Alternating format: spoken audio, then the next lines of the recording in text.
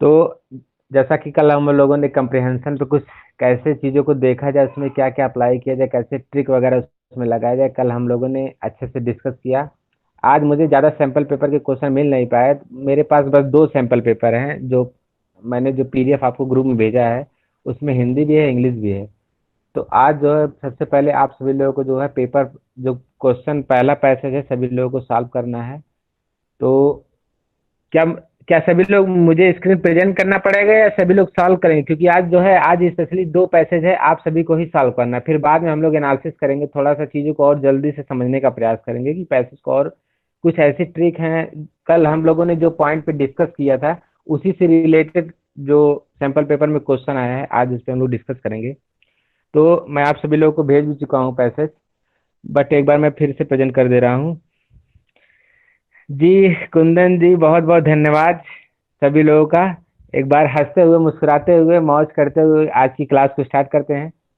वैसे तो आज क्लास लास्ट है कम्प्रिहेंशन का। अगर मुझे कल कुछ और क्वेश्चन मिल जाएंगे तो मैं आपको कल क्लास करा दूंगा, नहीं तो पहले से इन्फॉर्म कर दूंगा कि कल क्लास रहेगी कि नहीं। बट यूनिट यूनिट थर्ड जो आज आप मान के चलिए कि आज फिनिश हो जाएगा। फिर मुझे पिछली बार अभी जो 2019 में हुआ था सेम एग्जाम पेपर फर्स्ट भी कराना है, तो उसके लिए भी मैं देखूंगा एक दो दिन बाद। तो अभी मैं आप सभी लोगों के सामने स्क्रीन प्रेजेंट करने जा रहा हूँ। वैसे तो मैं सभी को क्वेश्चन भेज दिया हूँ, तो एक भी स्क्रीन प्रेजेंट करूँ या सभी लोग उसमें से करके आंसर करेंगे? एक ही साथ सबको करना है? मतलब पहला पैसेज जो है, जितने भी चार या पांच क्वेश्चन उसमें है, सभी को एक बार सॉल्व करके स्टेप बाय स्टेप, सभी को नहीं होता कि क्रमशः जो है उसका आंसर लिख के भेजना है। तो क्या मुझे स्क्रीन प्रेजेंट मैं करूँ या आप लोग करके बताएंगे? कोई एक बता दीजिए। अगर स्क्रीन प्रेजेंट करना तो मैं कर दे रहा हूँ। वैसे तो मैं ग्रुप में कर भेज दीजिए दिया हूँ भैया, अभी। फीलिंग आती है। अच्छा, वो ठीक है, फिल कर लेंगे। ओके, ठीक है, ठीक है। अब ग्रुप में तो आया नहीं है अभी तक। मैं ग्रुप में तो भेज दिया हूँ चंदन जी। ये दूसरे वाले ग्रुप में नहीं आया। कुंदन जी, अच्छा, कोई नहीं, मैं प्रेजेंट दूसरे कर दे वाले रहा में हूँ। नहीं आया। तो आप देखिए, थोड़ा सा ब्लर आ रहा है, उसके लिए सॉरी, बट मैं हिंदी को भी लिया हूँ, तो हिंदी वाले तो थोड़ा सा जूम कर लेंगे तो चीज़ें समझ में आ जाएंगी। हिंदी और इंग्लिश दोनों लिया हूँ। दो पैसेज है, हिंदी इंग्लिश दोनों है, जिसमें आप कंफर्टेबल हो। आप लोग करिए। आप लोग सामने स्क्रीन प्रेजेंट है, और यहाँ पे देखिए क्वेश्चन वगैरह भी है। क्वेश्चन यहाँ पे जलवायु से रिलेटेड पूरा ये पैसेज है, इसमें आपको पूरा पढ़ना है। ऐसे ही क्वेश्चन आते हैं एग्जाम में, इतने बड़े बड़े पैसेज रहेंगे। ये जो मैंने सैंपल पेपर का उठाया है क्वेश्चन जो है, एग्जाम में जो ऐसे ही सैंपल पेपर रहेगा। और अगर जैसे मैं तो ग्रुप एडमिन हूँ नहीं। अगर कोई मीनाक्षी जी, अगर आप ग्रुप एडमिन है तो अदर ग्रुप में भी भेज दीजिए पीडीएफ को, अगर आप ग्रुप एडमिन है तो। क्या मीनाक्षी जी मेरी आवाज़ सुन पा रही हैं? आ गया आ गया। आ गया भैया। ओके, जी ठीक। प्रणव सर, मैंने शेयर कर दिया, दोनों ग्रुप में मिल गया सभी को। जी, क्योंकि सबके पास रहना चाहिए, ऐसे थोड़ा ब्लर आ रहा है तो लोग अपने हिसाब जी से, जी, क्योंकि मैंने मैं सेकंड ग्रुप हाँ। में भी सेंड कर दिया सभी को। जी जी। अब सभी लोग जो है मैक्सिमम जो है, इसमें जो चार क्वेश्चन है, पहले पैसे में चार क्वेश्चन है, और दूसरा पैसे जो है और मैं पेपर सेकंड से लिया हूँ, उसमें योग से रिलेटेड है। तो कल हम लोगों ने जो पॉइंट पे डिस्कस किया था, आज उस पे जो है पूरा वो चीज़ें श्योर हो जाएंगी कि हाँ, कैसे कैसे कल क्या था, कैसे कीवर्ड्स को देखा जाता है। तो ये सारी चीज़ें हैं। ये पैसेज बहुत बड़ा लग रहा है, लेकिन आप थोड़ा सा ध्यान देंगे कुछ चीज़ों को तो चीज़ें आसान हो जाएंगी। तो आप सभी लोग आज जो है क्वेश्चन को सॉल्व करिए। मैं चुपचाप बैठा हूँ, मैं बस आंसर देखूंगा, फिर बाद में लोग डिस्कस करेंगे।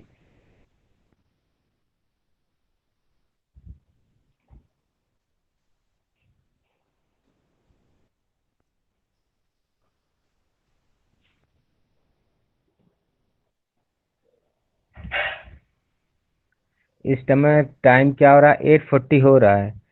मैं आपको दूंगा, अब पहली बार है तो 8 मिनट का समय दे रहा हूँ। 8:48 पे फिर दोबारा मैं जो है सबका आंसर चेक करूंगा कि चार क्वेश्चन है, मुश्किल से चार क्वेश्चन है। चार क्वेश्चन को जो है आपको 8 मिनट में सॉल्व करना है। और ऐसे ही जो क्वेश्चन है, ऐसे ही कोई एग्जाम में आता भी है ऐसे क्वेश्चन। कल तो मैंने छोटा छोटा क्वेश्चन लिया था बेसिक के लिए।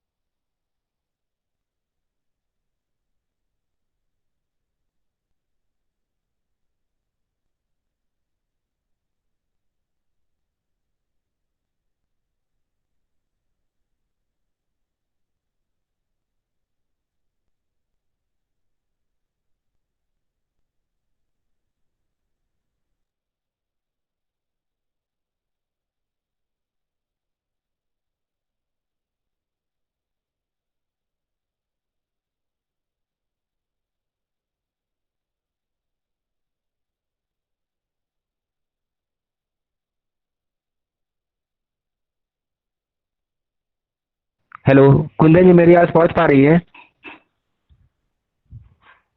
हाँ भैया आ रही है आवाज। आ रही ठीक है। है। सभी लोग देखिए 8:50 हो गया, सभी लोग मैसेज टाइप करें जो 4 क्वेश्चन आपको दिया गया था सॉल्व करने के लिए।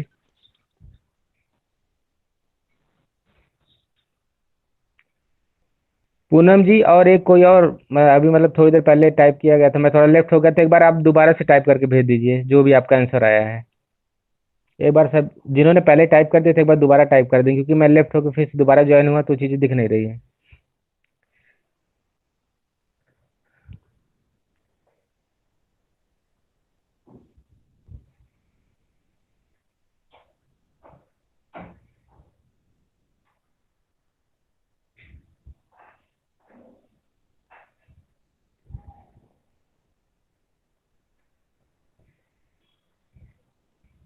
ओके, पूनम जी का आ गया, उमा पटेल जी का।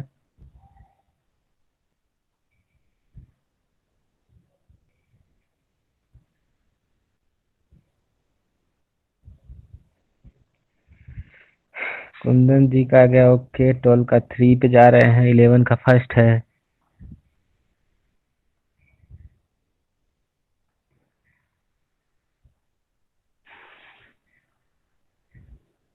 थर्टीन का 4, 14 का 4। ओके।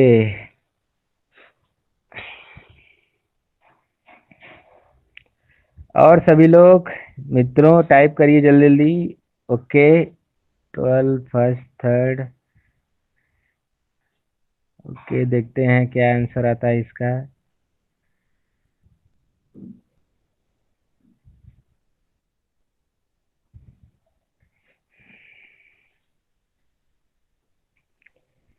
जी उमा पटेल, ये भी बता रहा हूँ आंसर।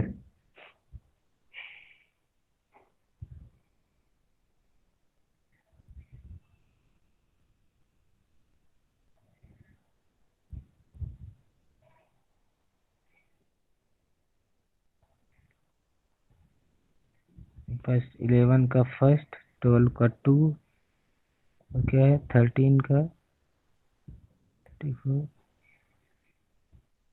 सेकंड का भी हो गया। ओके, बहुत बढ़िया मुकेश साहू जी।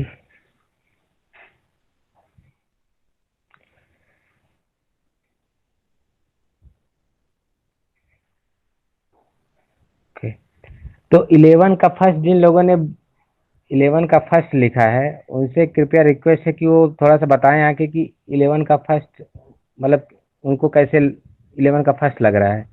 और जिनका थोड़ा डिफरेंस आया है, यानी कि 11 का जिनका सेकंड आ रहा है, पहले 11 का जिन्होंने फर्स्ट दिया वो थोड़ा सा एक्सप्लेन करें, चीज़ों को देखें कि हाँ कैसे कैसे आया है। एक बार 11 का फर्स्ट जिन्होंने भी दिया अभी।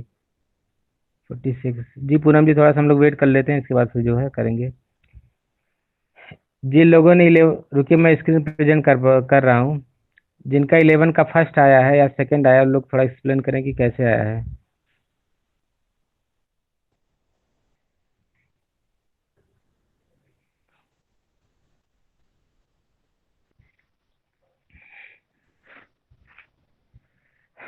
हिंदी वाले के लिए होते हैं। 11 क्या दिया है? नीचे जलवायु परिवर्तन के प्रति निवेदन व्यक्तियों की भेद्यता के कारण दिए गए सही उत्तर वाले कूट का चयन कीजिए। ठीक, तो मोस्टली लोगों ने ए बी सी दिया है। ठीक, और कुछ लोगों ने सेकंड भी दिया है, यानी बी सी डी दिया गया है। तो जिनका ए आया है थोड़ा सा एक्सप्लेन करें कि उनका ए कैसे आया है। जिन लोगों ने ए दिया है, देखिए मैं आप सभी लोगों के सामने जो है पैसेज को यहाँ पे प्रेजेंट कर रहा हूँ। तो आप सभी लोग बताइए, ये ए आया है, जिनका ए आया है पहले वो बताएं, इसके बाद जो है 11 का जिनका बी वाला बताए हैं, जिनका सेकंड आया वो भी एक्सप्लेन करें। तो ए वाले जो है जितने भी हैं कृपया बारी बारी से बताएं कि उन्होंने कैसे ये लिखा है। मैं आप सभी लोगों के सामने स्क्रीन प्रेजेंट किया हूँ, कृपया बताएं आके।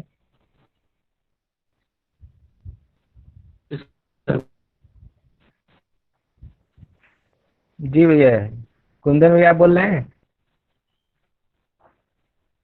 हेलो। मेरी आवाज पहुंच नहीं पा रही क्या? हेलो। आवाज तो नहीं आ रही।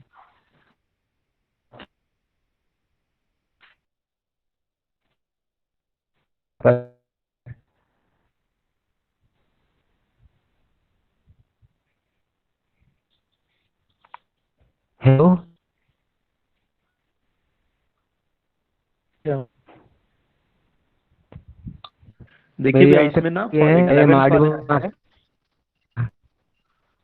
हाँ, आपको तुमने 11 में आपकी आवाज ना ब्रेक हो रही है भैया। आज के लिए थोड़ा नेट इशू आ गया है, आप सर मैं रहते बोलूं, हैं बट मैंने ठीक है, ए कल से ए नहीं दिया होगा। था सर। सर मैंने आंसर आपका ए नाम? बी सी दिया था, पूनम। आपने ए बताया था 11 का फर्स्ट, ठीक है, बताइए आपने हाँ, कैसे ए लिखा है। तो ए में ए बी सी तीन ऑप्शन आते हैं। एक है प्राकृतिक संसाधन, यानी सूखा, बाढ़, उससे गरीब लोग जो होते हैं वो प्रभावित होते हैं। दूसरा है भौगोलिक, यानी उनके सामने जलवायु बदलाव की चुनौतियां भी रहती है और उनका बीमा नहीं हाँ होता। तो बीमा नहीं होता, ये वित्तीय के अंडर आ गया, इसलिए संपत्ति में वो आया। तो ए बी सी ऐसे मैंने चुना था। ठीक है, बिल्कुल सही है, आप बिल्कुल सही जा रहे हैं। अब जिन लोगों ने इसका जो सेकंड दिया था उनमें से कोई आके एक्सप्लेन कर दे कि आखिर उन्होंने जो सेकंड दिया है बी सी डी, यानी उन्हें डी क्यों सही लग रहा है। यहाँ पे डी की कहाँ पे बात किया गया है। जिन लोगों ने सेकंड बोला है कृपया आके यहाँ पे बताएं कि उन्हें डी क्यों लग रहा है। पारंपरिक ज्ञान का भाव यहाँ पे कहाँ पे दिया गया है। एनीवन?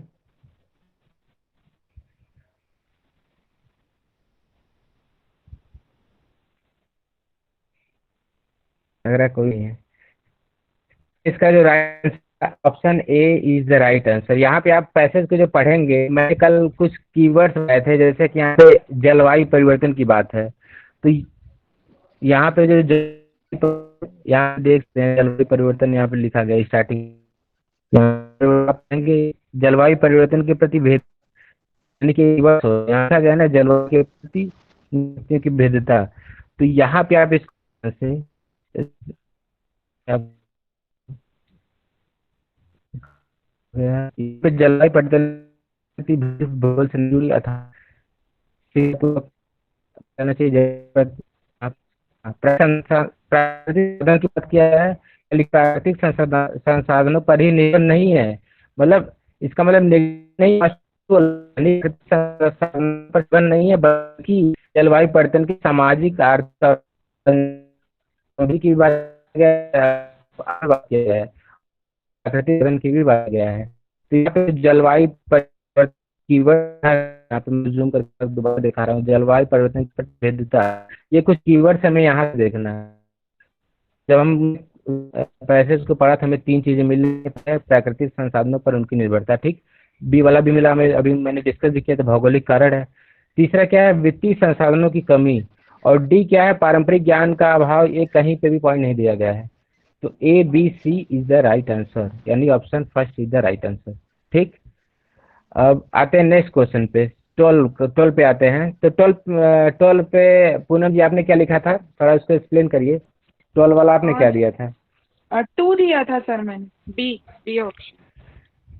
बी ऑप्शन, यानी ए और सी वाला, ठीक। हाँ आपने क्या दिया था, ए और सी, हाँ। ठीक। तो अब बताइए ए और सी कहाँ से आ गया आपका। एक मिनट देखना पड़ेगा सर। मैं इसलिए आप सबसे पूछ रहा हूँ, थोड़ा सा नहीं होता कि स्टूडेंट सेंट्रिक होगा, थोड़ा सा और नहीं होता कि इंटरेक्टिव बनाया जाए चीज़ों को, थोड़ा सा और अच्छे से चीज़ें हो।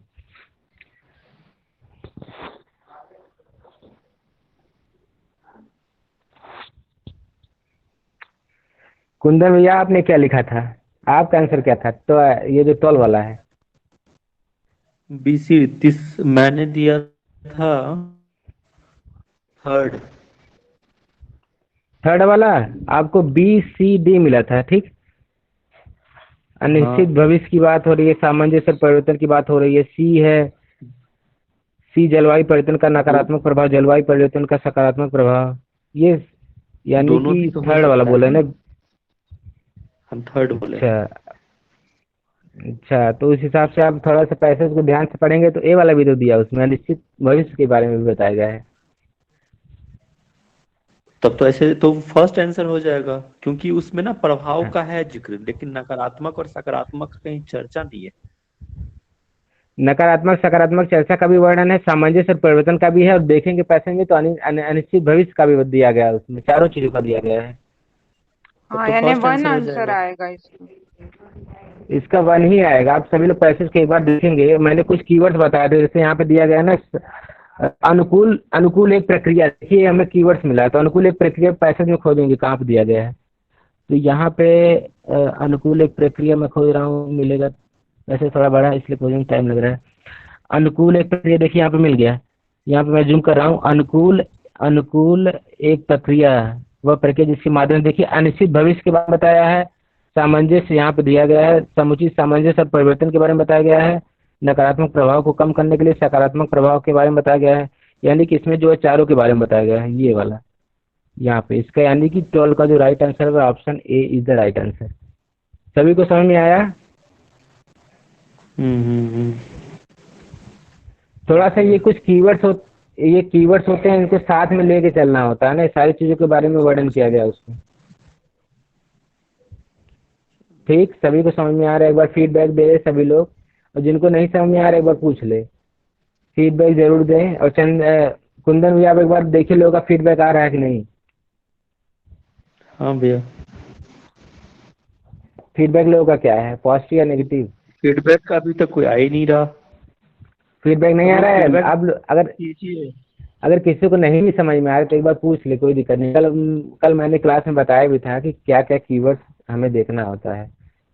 पैसे से लोग थोड़ा सा पता नहीं कि भागते हैं, और देखिए पैसे, आपका पैसेज होगा जिससे आप भागते हैं वही स्कोर डिसाइड करेगा, क्योंकि पैसेज जो आएगा, मैं जो आने वाले कुछ सर आ रहा है बता लूंगा, जिससे गलती मुझे भी सर हुई। मुझे समझ हाँ में जी। नहीं आया। सर समझ में नहीं आया, मैंने तो पता नहीं आंसर भी क्या लगाया, इतनी देर अच्छा पढ़ा इसमें, तो मुझे। अच्छा कल वाले क्लास में आप थी?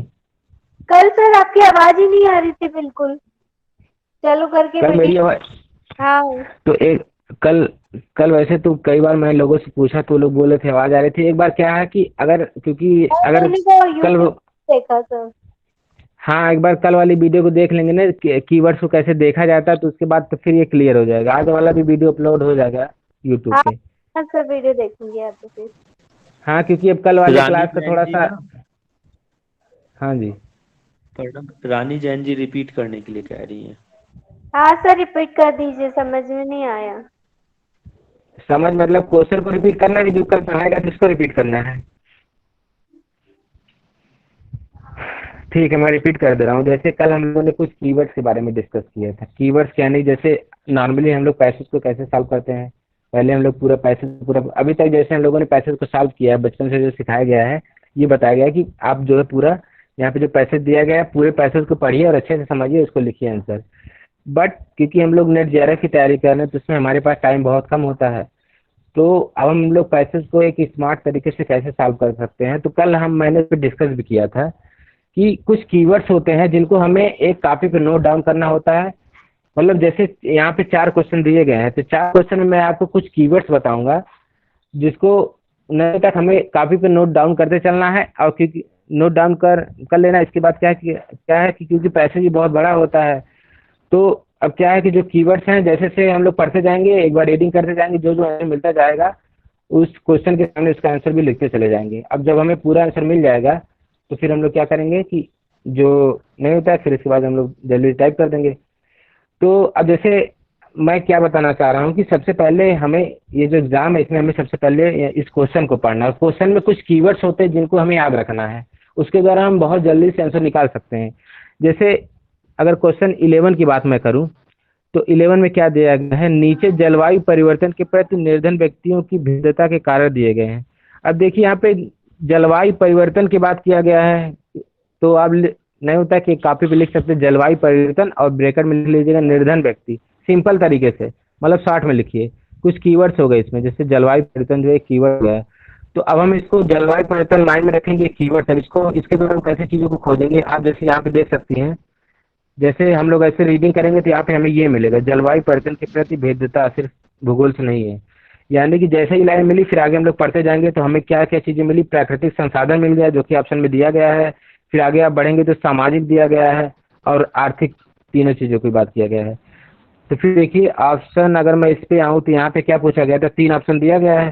प्राकृतिक संसाधन, इसके बारे में भी बताया गया, जैसा कि हम लोगों ने भी डिस्कस भी किया। भौगोलिक कारण के बारे में बताया गया, वित्तीय संसाधनों की कमी के बारे में बताया गया है।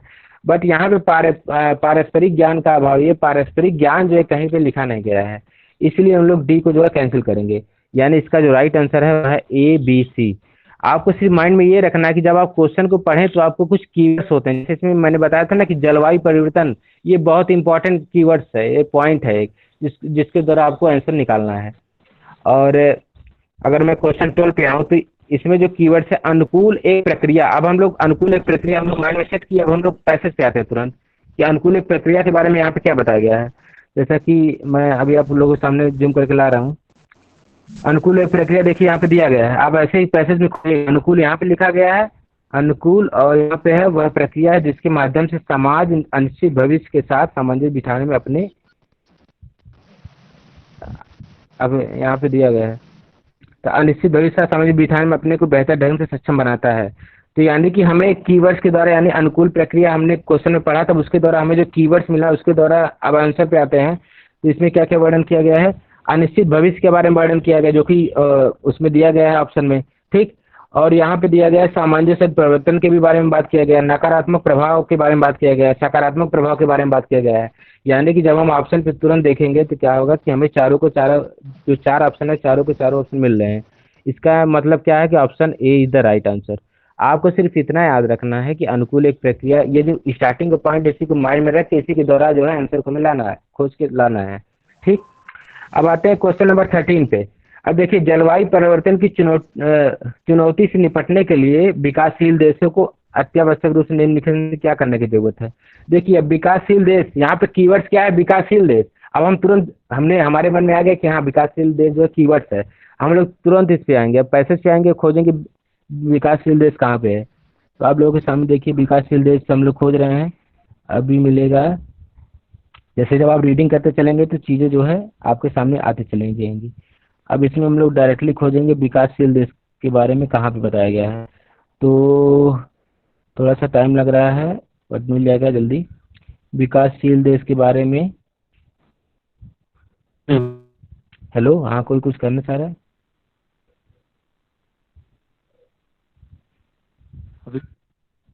हेलो, हाँ चंदन, क्या बोल रहे हैं?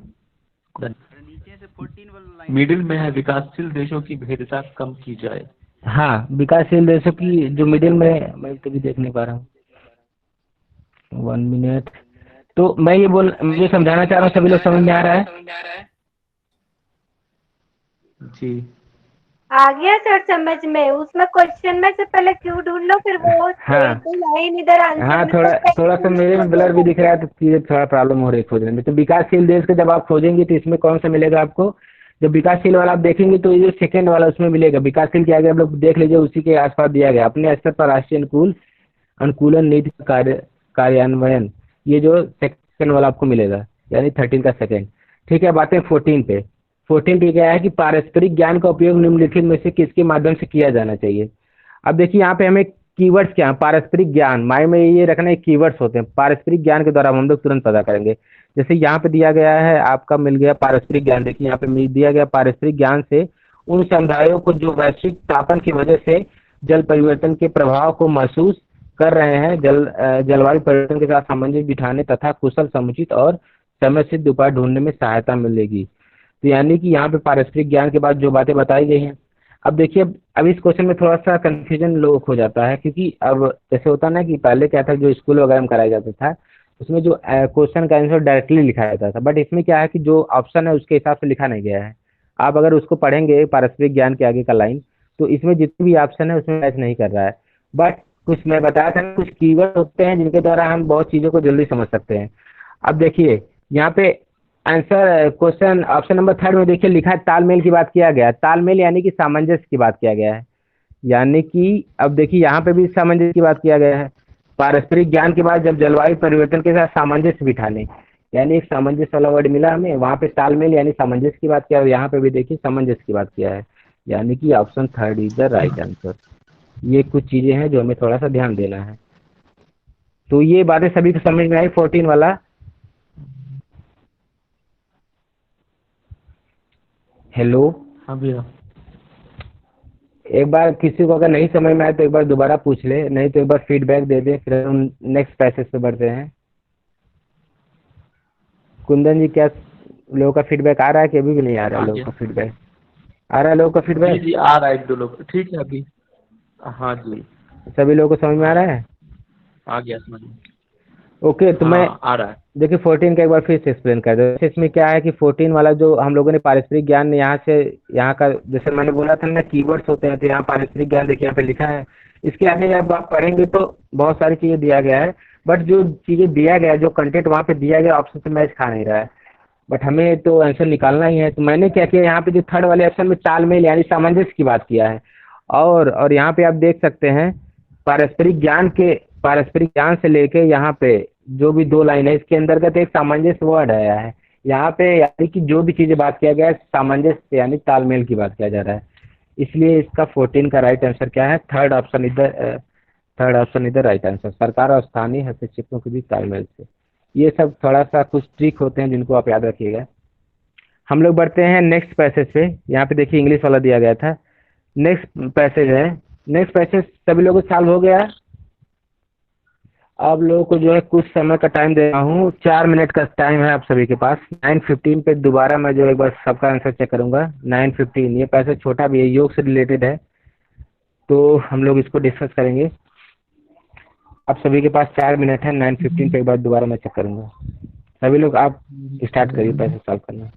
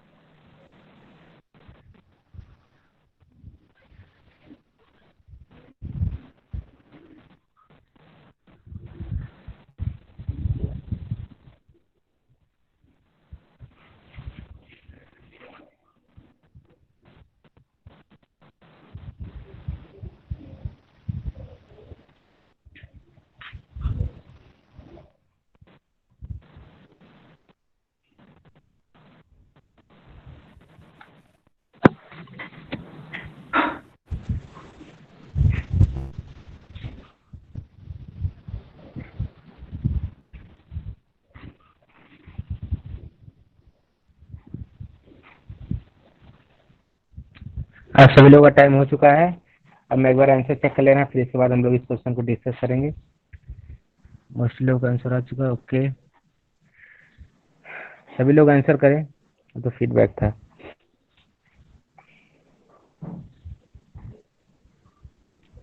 अब सभी लोग आप आंसर टाइप करिए।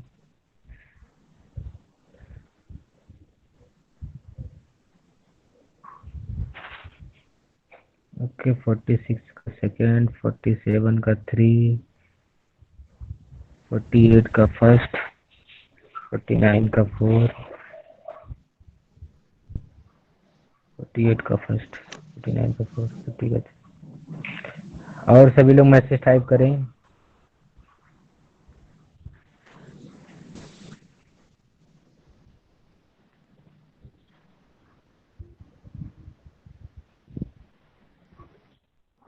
ओके, पढ़ाने का भी आ गया। Second, third, first, fourth, third, first, fourth, third, second.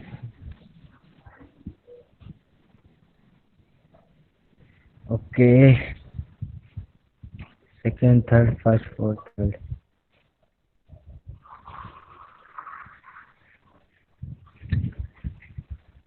Okay, Tushar ji का भी आ गया है। 46 का second, third, fourth, third.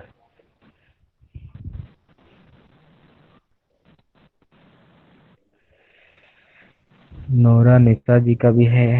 Okay, 46 का second, third, first, fourth, third. Mostly का आंसर आ भी चुका है। अब हम लोग इस क्वेश्चन को डिस्कस करेंगे, और कल मैंने कुछ कॉन्सेप्ट भी बताया था, उसमें उससे रिलेटेड कुछ क्वेश्चन भी इस पे हम लोग डिस्कस करेंगे। कल मैंने कुछ चीज़ बताया था कि जो चीज़ें शाश्वत होती हैं, जैसे अगर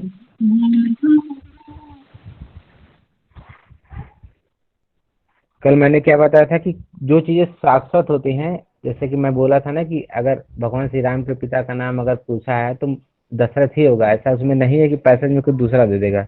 जो चीज़ें सही हैं, अष्टांग योग के बारे में पूछा है तो एक क्वेश्चन आपने देखा भी होगा कि अष्टांग अंग का जो चौथा चरण है वो क्या है, तो उसमें तो कुछ दूसरा दिया नहीं होगा। अष्टांग योग का जो चौथा चरण है यानी कि प्राणायाम, वही तो दिया होगा।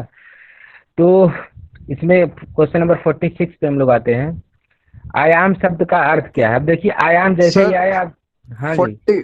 45 क्वेश्चन भी है इसमें, 45 भी एक क्वेश्चन इससे ऊपर। 45 का आप कर लीजिएगा। वो क्वेश्चन थोड़ा मिसप्रिंट दूसरे एक आ गया था, मतलब योग से आया, योग से रिलेटेड है। मैं सैंपल पेपर लिया था तो उसमें बीच में क्वेश्चन दिया था तो आ गया था। 45 को आप रहने दीजिएगा। 45 को दूसरा है, उसको आप लोग कर लीजिएगा खुद से, वैसे ज़्यादा नहीं है वो। ओके, तो क्वेश्चन नंबर 46 पे आते हैं। आयाम शब्द का अर्थ है, देखिए यहाँ पे आयाम है तो तुरंत हम लोग पैसेज में खोजेंगे कि आयाम कहाँ पे लिखा गया है। तो देखिए आप लोग, आयाम यहाँ पे लिखा गया सेकंड लाइन में। आयाम का अर्थ है खिंचाव, विस्तार और नियमन, तीन चीज दिया गया है। तो यहाँ पे नियमन यानी कि सेकंड इसका राइट आंसर है। ठीक, आते हैं यहाँ पे इंग्लिश वाला गया। आते हैं 47 पे। प्राणायाम के अभ्यास की सलाह दी जाती है। प्राणायाम के अभ्यास की सलाह दी जाती है, उसमें आपने पैसेज में पढ़ा होगा। तो 47 का थर्ड यानी आसन सिद्ध के पश्चात जो है प्राणायाम का अभ्यास किया जाता है, क्योंकि जो अष्टांग योग बताया गया है तो आसन सिद्ध के बाद ही तो प्राणायाम आता है। तो option third is the right answer. आप पैसेज को पढ़ेंगे तो वहाँ पे दिया गया है। 48, प्राणायाम का चतुर्थ प्रकार क्या कहलाता है? अब देखिए, चतुर्थ प्रकार पूछा है तो डायरेक्टली हम चतुर्थ की बातें कहाँ पे किया गया है, जैसे मानेंगे तो चतुर्थ प्राणायाम में देखिए लिखा, चतुर्थ प्राणायाम में श्वास प्रवाह और धारणा के नियमन से परे जाता है, या श्वास निश्वास की गति से परे, प्रयत्न रहित और सहज होता है, इसलिए इसे निर्बीज प्राणायाम कहा गया। यानी कि चतुर्थ प्राणायाम यहाँ पे जो बताया गया है वो क्या बताया गया? निर्बीज प्राणायाम। ठीक, option first is the right answer. ठीक, अब 49 में क्या दिया गया है? प्राणायाम निम्न में से किसका प्रवेश द्वार है? अब देखते हैं प्राणायाम निम्न में से किसका प्रवेश द्वार है। प्रवेश द्वार की बात किया गया है तो यहाँ पे हम लोग खोजेंगे कि प्रवेश द्वार कहाँ पे दिया गया है। प्रवेश द्वार देखिए यहाँ पे दिया गया है, धारणा का भी प्रवेश द्वार है। यहाँ पे लिखा गया प्राणायाम जो बहिरंग योग का एक महत्वपूर्ण घटक है, न सिर्फ मस्तिष्क को शांत करने की एक विधि बल्कि यह धारणा का भी प्रवेश द्वार है। यानी कि आप प्राणायाम करेंगे तो उसके बाद ही तो धारणा में जाएंगे। तो इसका जो राइट आंसर 49 का वो क्या है? Fourth option is the right answer. धारणा जो है प्रवेश, प्राणायाम का प्रवेश द्वार क्या है? धारणा। ठीक, अष्टांग योग का चतुर्थ चरण क्या है? जैसे मैंने कल बताया था ना कि अब देखिए अष्टांग योग का चतुर्थ चरण जो है, अब प्राणायाम तो हमें पता है कि प्राणायाम है होता ही है।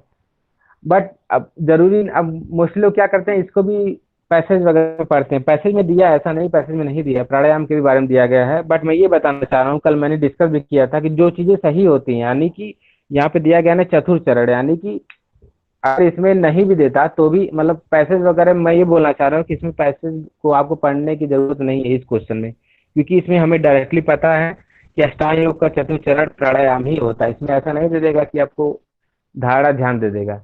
जो चीजें दिया रहता है, जो चीजें शाश्वत सत्य हैं, शाश्वत सत्य हैं, उससे रिलेटेड अगर कोई भी चीजें दिया रहेगा आपको, तो आपको बिना पढ़े पैसेज अगर आपको याद है तो आप लगा सकते हैं। कई लोग बोलते हैं कि जो है पैसेज वगैरह को पूरा पढ़ना चाहिए, बिना पढ़ा नहीं करना चाहिए। बट जो चीजें शाश्वत सत्य हैं, जैसे कि इसमें बताया गया ना कि अष्टांग योग का चतुर्थ चरण क्या है, तो हमें पहले से ही पता है कि चतुर्थ चरण अगर अष्टांग योग की बात किया गया है तो सीरीज में ही बात करेगा। ऐसा नहीं कि नियम को पहले लगा देगा, यम को बाद में लगा देगा। यम, नियम, आसन, प्राणायाम, प्रत्याहार, धारणा, ध्यान, समाधि, सीक्वेंस की ही बात किया है, तो चतुर्थ चरण जो होगा प्राणायाम ही होगा। तो इसमें क्या है कि इस टाइप के क्वेश्चन में जो है हमें डायरेक्टली भी कर सकते हैं, हमें कोई दिक्कत नहीं है। तो आज के लिए इतना ही क्वेश्चन रहा है। ये क्वेश्चन सभी को समझ में आया, क्योंकि ये क्वेश्चन बहुत ज़्यादा डिफिकल्ट नहीं है, तो मुझे लग रहा है सभी को समझ में आ गया होगा। ओके, यूनिवर्सल ट्रूथ की बात हो रही जी। तो आज के लिए इतना ही। अगर अभी भी किसी को कोई डाउट, अभी तक जितना भी डिस्कस हुआ, तो आप सभी लोग पूछ सकते हैं।